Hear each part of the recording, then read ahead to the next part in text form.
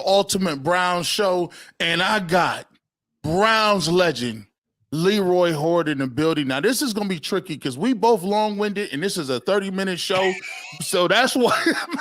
That's why we had to talk a little bit off air before we got here. Leroy, how you doing today, man? Good, man. I'm good. I'm sad. There's only one football game left in the season, not because my teams are not in it, but because just talking about football on a weekly basis with your friends, with your family, with your boys is like, that's 6 months of pure joy. That's it. That's what we look forward to. The off season to me is it's a wearing down time. People start to look at where you're going. Now for you, you're gonna be doing a whole lot of golfing. That's when you get your golf game in. That's when you do your thing. So you're down in South Florida. Let's talk about this, man. Today's show, we got a great show planned for you. We got some clips and stuff we're gonna talk about. Ken Dorsey, you'll see his comments on Deshaun Watson, play calling, all that, etc. And we just so happen to get a guy who's down there in Miami covering the Miami Dolphins, saw Ken Dorsey with the Miami Hurricanes, and Leroy can give you a little backstory before we get into all of this other good stuff. A little bit. What are your impression about Ken Dorsey? I know you saw you had the game where he was playing against the Dolphins. He went crazy, destroyed the whole clipboard. Right. What are your thoughts on Ken Dorsey, and what offenses did you see down there playing those guys twice a year? By the way, the most excited I've ever seen him. Really? So let's keep in mind, when he played, he was calm as cool as the other side of the pillow. Even kid. Right. So for him to explode like that, something was up. And if you know Ken Dorsey, you understand that. So it had something wasn't right? And when you know the circumstance of the game, you know, like sometimes as coaches or as a player, right? You know, the coach expects you to understand certain situations, right? As a quarterback, you are expected to understand certain situations in a game, right? You're in a 2-minute drill.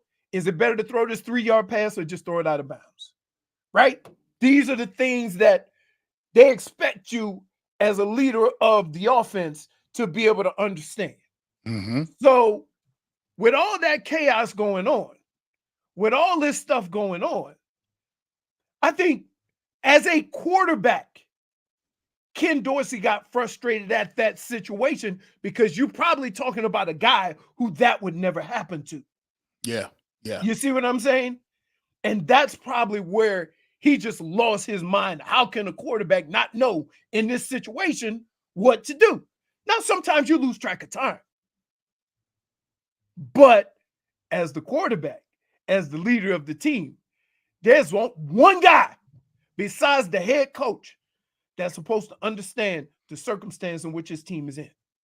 Supposed to be dialed in, and it's the quarterback. Right. Josh Allen in that play, if you guys are wondering what we're talking about, that play where he infamously goes and is destroying his clipboard in the press box. Josh Allen has, a limited amount of time on the field. They run a play. Josh Allen either has to throw this ball away or get out of bounds. He gets tackled short of the goal line, and they try to scramble to get back on the football to run another play. Couldn't do it, and the time just ran out. Right. That's it. Which, again, you gotta be. Listen, if a running back do that, he's a running back. A wide receiver catch it and try to get more yards without going out of bounds. Okay, there's one person on the football field at all times that has to be on point when it comes to those situations, and it's the quarterback. The person off the field is the head coach. We got a little something from the guy who was calling the plays last year, Kevin Stefanski. He spoke first, didn't give us much, but he did talk about some of the different things that different coaches that have left him and moved on, and some of that he didn't tell us about the play calling. We'll hear from Ken Dorsey what he has to say about that. But first, let's get to Kevin Stefanski and what he thinks about the coaching staff and the hires in general. I'm really proud of the things that we've accomplished the last 4 years, and I just want to address T.C. McCartney. Stump Mitchell, huge parts of that success. We did a lot of really good things over the last 4 years together, and I'm proud of that, and they're big parts of that. Alex Van Pelt, you guys know how I feel about AVP, the person, the coach. Very, very happy for him to be able to run that offense in New England. I know he'll do a great job. Bill Callahan, very unique situation there to go work for Brian, not with Brian, he's going to work for Brian. I can't wait for Brian to boss him around. The dream of every kid is to boss their parents around. So happy for those guys. Again, I think organizationally we realize that's a unique situation and did not want to stand in the way of that. And so excited for certainly Brian and Bill down there. When we made this decision very early on, Ken was a guy that we identified that could help me, be an integral part of this offense. And Ken and I have known each other a little while. We've kind of come up in this profession together, if you will. Just watching Ken in college, in the pros, having success as a player, having success as a coach. He really fits who we are culturally. He's a family man. His daughter's very important to everything he's doing. He's been in, I think, how many volleyball games this weekend? Quite a few. Yeah, quite a few. So, but a smart person who fits us from a culture standpoint. Just has had a ton of success really every stop along the way, and really pleased to add Ken to this group. Play calling, which I know everybody wants to talk about, we'll get there. It's February 5th. What's most important, what I'm looking forward to the most, is putting this offense back together with Ken, really leading the charge, and that's why he's here. And really pleased to have him here, and with that, I'll introduce Ken Dorsey. Now, Leroy, you take it. He said a mouthful there. First of all, which is amazing because right, we Kevin Stefanski don't talk that much. But the one thing I'll say about Kevin Stefanski, no matter what's going on around him, that's the way he talks. He don't overdo it one way or another. Mm-hmm. And I got to tell you, in Cleveland, that's tough. We all about hyperbole up here. We are, and we talk about they missing some guys. Let me get your reaction on position coaches. We talk about Stump Mitchell, the tight ends coach. Bill Callahan's moving on. Bill Callahan is going to be the one that hurts the most. Bill Callahan's going to be the one that hurts the most. Understand why he's going, and I think that if any of us had that situation, right, you'd be very fortunate that the organization would allow you to leave. They didn't have to let him. They didn't have to allow it, right? But he's the guy that I think is going to hurt the most. Yeah, I look at Callahan, and you talk about it from the run game. He's over the run. He's almost the default head coach of the running game. Lose him, you lose some of the, you talk about DeJuan Jones, you want to develop those guys, and you really would like to see him be there, but we can't hate it. We can't hate on him. Nobody's mad at it, because any of us in SEC, as a human being, right? You're a human being first. And you have to acknowledge life situations versus work situations, right? That's a life situation. Get to work with your son. Yeah, right. And we would all. LeBron been playing basketball for 75 years in hopes that he could play basketball with his son. Just waiting. He telling him, listen. Right. I ain't mad at him. No. I mean, the last time we saw it was Ken Griffey Sr. and Ken Griffey Jr. Yeah. And it was amazing that both of them could still ball at that moment. Yeah, it just just to get that, just to be able to do that, that's a blessing, and I don't begrudge him. I think he's going to do well here. When we get back, time for our first break. When we get back, we're going to get back into it. We'll hear some more Ken Dorsey sound. We'll hear from him for the first time, and we're going to figure out what kind of questions did they not answer? There's a lot of questions that we got to get to. You know how vague they be. We'll get to that coming back next. It is G. Bush and Leroy Hort on the first inaugural Ultimate Browns show. Well, you know what? You know what we got to get to, man. Don't forget, just because We got all these new shows right now. Don't forget about the Ultimate Cleveland Sports Show. Don't forget about the Barbershop. If you're a fan of the Barbershop, that will continue on my YouTube channel. Just search Garrett Bush. You can check that out. Ultimate Cleveland Sports Show and Behind the Glass is a staple as well. Anthony McNuggets Earl, they'll continue to do their things. And don't forget, check out the all-new Ultimate Calf Show with Mike Lucas, a.k.a. McNuggets, and Jason Lloyd. And you like culture? You'd like to get into the nitty-gritty of the community? Earl the Pearl is going to be on Ultimate 216. That's coming up as well. Don't forget to subscribe to the Ultimate Cleveland Sports Show so you know when all of these shows is coming up. All right, Leroy, let's get to this really quickly. Let's get to take a little sound from Ken Dorsey. He talks about what he's excited about coming into this job, and we'll get to him talking a little bit about that play calling. We need to hear that too. From a human being standpoint, a person, people in this building standpoint. So I'm very excited about that. I'm extremely excited to work with this offense, especially Deshaun and him being one of the top quarterbacks in this league. The opportunity to really go out there this season and help him prove that he really is that a top quarterback in this league that can operate and help us win a bunch of football games. So, he talks about working, excited to work with Deshaun Watson. I think that you to look at Deepa Desta and Jimmy Haslam, the hierarchy, they want to see better out of Deshaun Watson. They want to see the Watson they had in Houston. Your thoughts on the way Deshaun Watson will mesh and mold with Ken Dorsey? All right, so in order to move forward, we got to move back a little bit. What was one of the problems they had with Ken Dorsey in Buffalo? They said he didn't run the football enough. Mm-hmm. Right? Now, I think Ken Dorsey is an amazing coach, right? I will say this about Buffalo. They didn't start using Cook until after Ken Dorsey left for whatever reason. But they put it on Ken Dorsey. He got one of the top running games in the league when he come here. You see what I'm saying? So it's going to start with running the ball first. I'm curious to see if that was an issue in Buffalo or they used him as a scapegoat. And the only way we're going to find that out is not that you go to a team that is one of the top running teams in the league. If they say the same thing about you, then what? You see what I'm saying? And that's just that's just the reality. That's facts. That's facts of why they said, and keep in mind, they always say things after the coach leave. Right. Because they try and justify get rid of him.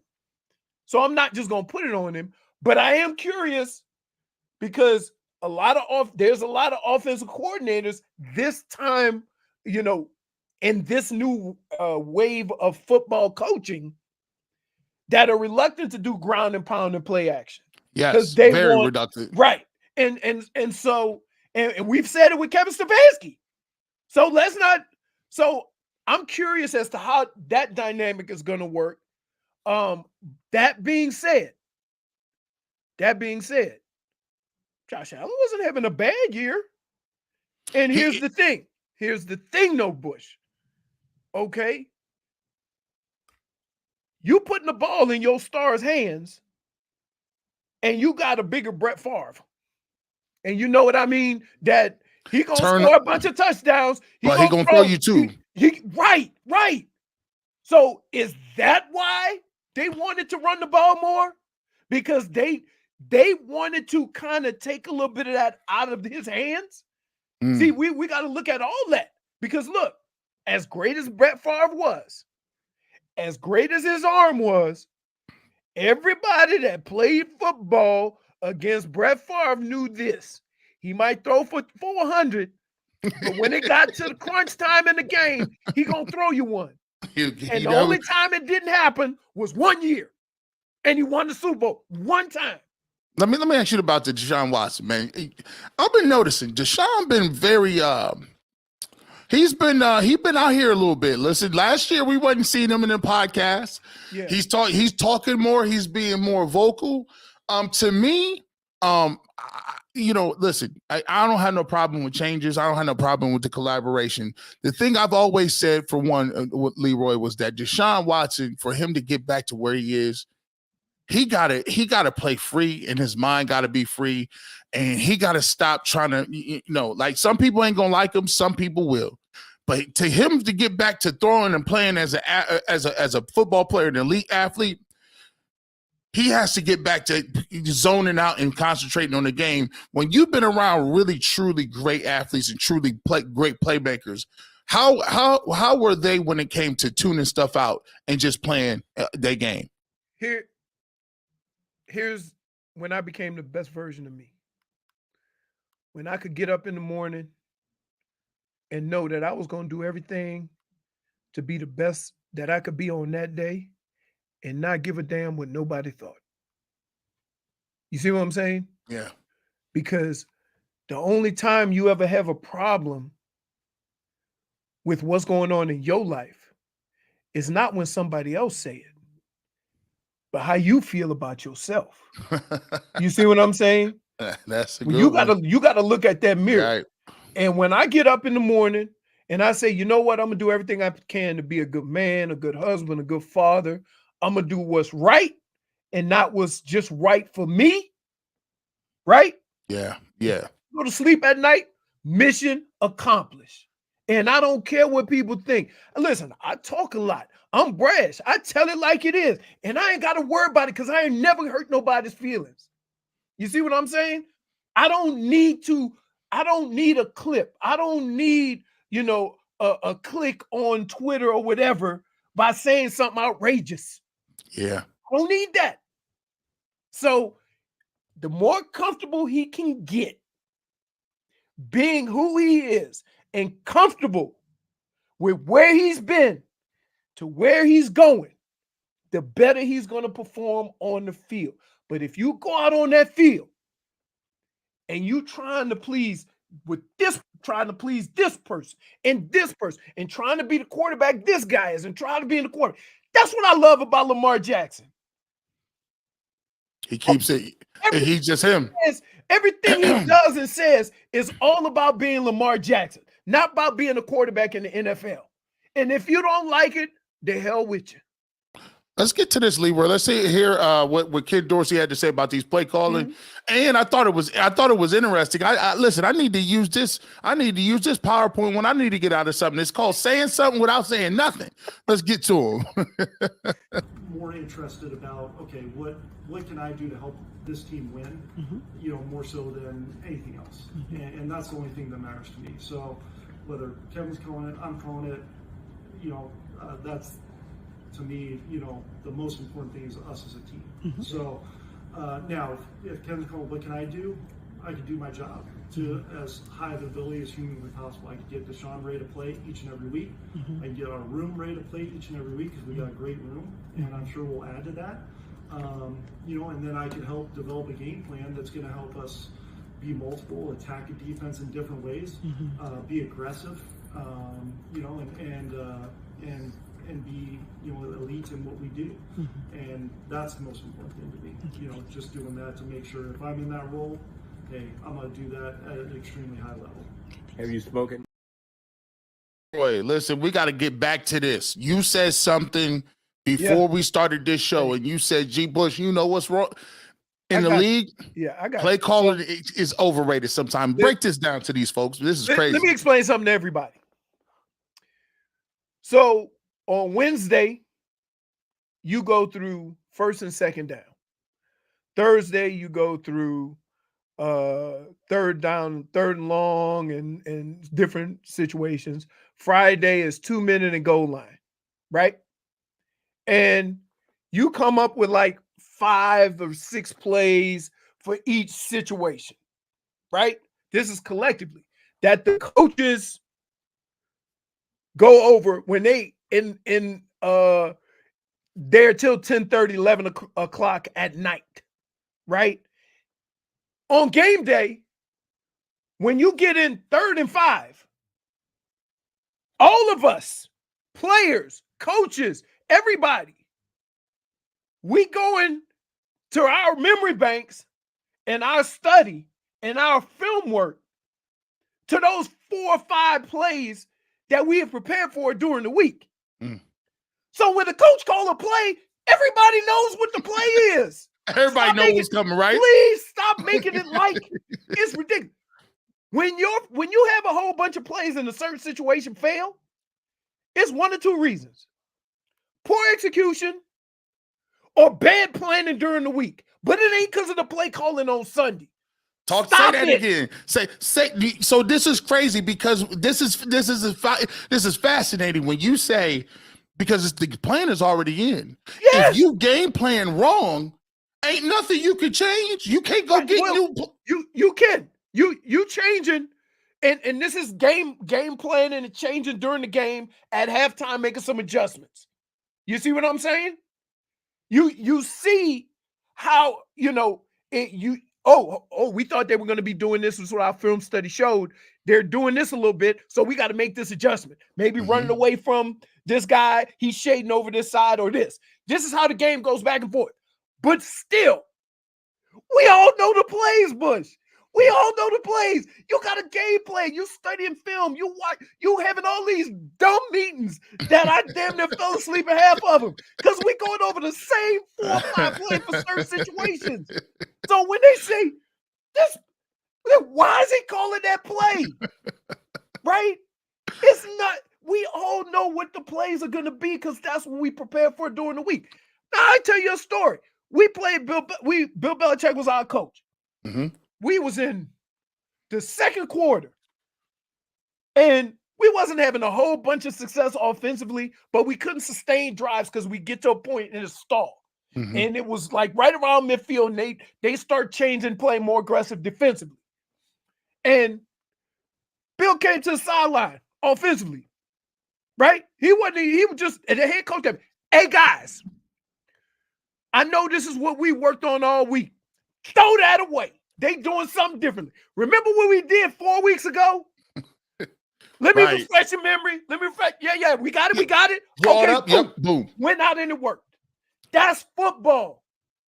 That's football. It's more important. You pay attention to your coaches and your coaching staff because there's a bunch of teams in this league.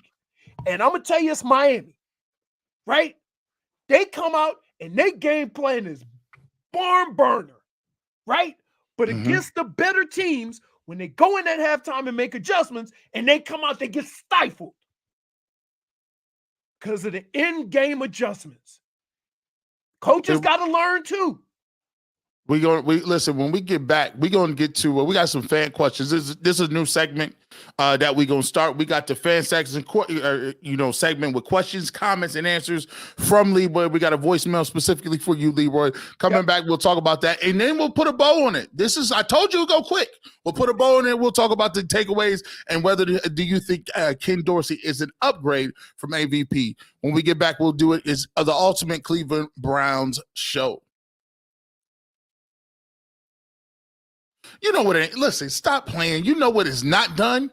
You know what's not done is the Kool-Aid Mafia. Ignore that first part because we're not giving that. That's old. But you can definitely still get the Kool-Aid Mafia merchandise at bushlinebeauty.com /barbershop. Kool-Aid Mafia. We got Kool-Aid for all your drinkers. We got the brown. We got the orange. We still continue to do that. And guess what? The crazy part about it is, let me go ahead and put Leroy back on the screen here.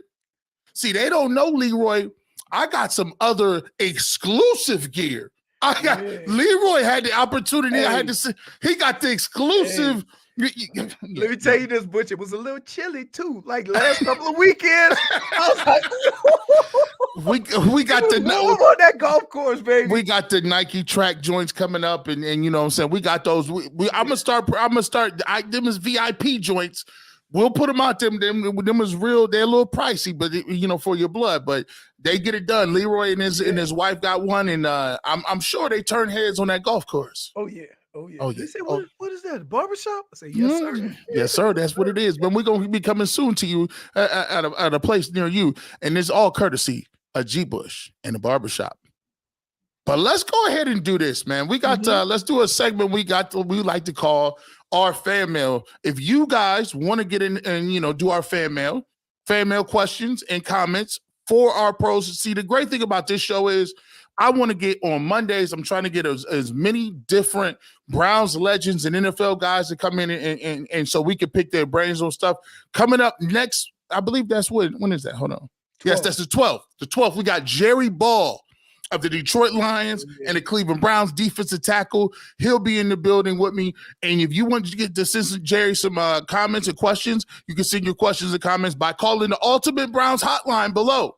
Leave a voicemail. Ultimate Browns hotline is 216-345-4433. Once again, 216-345-4433. Hit option 1 and you can get on our voicemail. Now it's time for a question for Leroy. Let's get to it. Your call has been forwarded to an automatic voice message system. What's up, G. Bush? This is Mike from Baltimore. Recently moved here, grew up in Cleveland, of course. So my question for Leroy Horde is something I'm always debating with friends and family is what players from back in the 80s and 90s could hang today? Like, obviously there were some freaks that obviously, Lawrence Taylor is going to be good now, but like, what are your like thoughts as far as like players that played in your area versus today? How do you think that would match up? Hope you guys have a great day. Appreciate you. Have a good one. Bye. All right, man. Listen, you heard him, Leroy. Thank you so much for your comment and question. Leroy got a Rolodex full of guys who would really show up and show out this, like if they was playing right now. I think one of the things you need to understand is hey, man, why are you still surviving? You got a job that's different than it was when you started. Why can't we evolve at our profession? You got a great athlete. He gonna find our way to be great. And so to say that a guy who played like he did in the 80s and 90s can't play now is unfair to that athlete. Just like it's unfair to say that a guy that's been doing whatever he's been doing for 20 years didn't evolve with his company, right? And so one of the great things about the way people played football back then and the way they played now, here's the only difference. One of the bigger differences. You had to be mentally tougher back then, right? You didn't have a league or officials to protect you. It was all about intimidation, right? You had to go on that field and know that they were going to try to break you, right? And if they didn't, you came out on top. And so now you got these little wide receivers that run across the middle, can stick an arm up, exposing all their ribs and stuff, and they know they ain't going to get hit. And if they get grazed, they hold up. What happened? Right? I played in a day where they would tell you, listen, you might as well catch the ball because you're gonna get knocked out anyway. Let me give you a player because you talked to you used to you gave me a great golfing story about LT. Is there a guy that you played with that may play for the Browns that was underrated, undervalued, that you feel like due to the way the game has evolved today, he'd be lethal? One guy that comes to my mind is Eric Metcalf. I was just ready to say the same thing. That like here, it's funny that you say that because he's not in the Hall of Fame and he got over 17,000 total yards. Say that out loud. And 17,000, that's crazy. Yeah.